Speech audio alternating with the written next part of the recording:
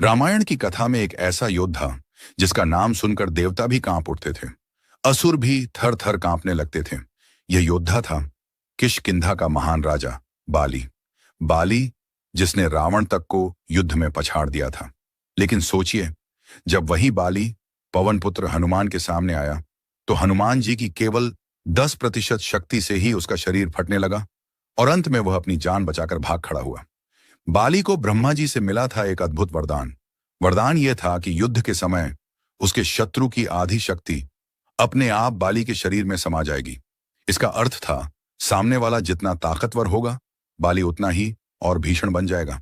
इसी कारण देवता हों या असुर, कोई भी बाली को हरा नहीं पाया। यहां तक कि लंका का लंकेश रावण भी बाली के सामने टिक न सका। कहा जाता है, जब रावण ने बाली को युद्ध के लिए ललकारा तो बाली ने उसे पकड़कर अपनी बगल में दबा लिया और 7 समुद्र पार कराया। उस दिन के बाद रावण ने बाली से टकराना छोड़ दिया।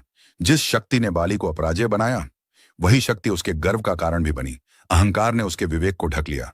जब भगवान श्री राम और सुग्रीव के बीच मित्रता हुई तो बाली ने श्री राम के बारे में अपमानजनक बातें कह दी और यह बात सुनते ही पवन पुत्र हनुमान का क्रोध 7वें आसमान पर पहुंच गया।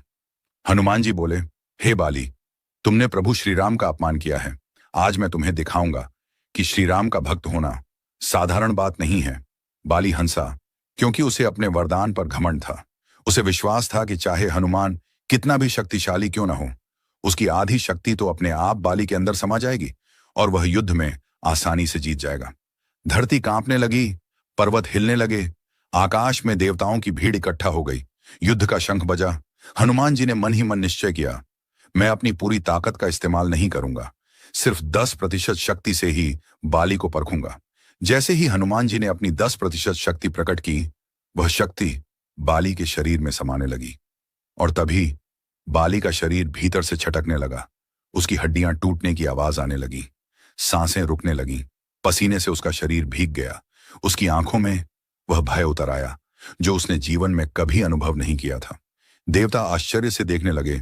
जिस बाली को रावण तक न हरा सका, वह आज हनुमान जी की 10% शक्ति से टूट रहा है। बाली समझ गया, अगर हनुमान जी ने अपनी पूर्ण शक्ति का प्रयोग किया तो उसका नाम इतिहास से मिट जाएगा और वह बाली जो कभी किसी से नहीं डरा था, जो कभी किसी से नहीं हारा था, आज हनुमान जी के सामने अपनी जान बचाकर भाग खड़ा हुआ। अगर मात्र 10% शक्ति से बाली का यह हाल हुआ तो हनुमान जी की पूर्ण शक्ति कैसी होगी। इसीलिए हनुमान जी को अजर अमर और अनंत बल का स्वामी कहा जाता है।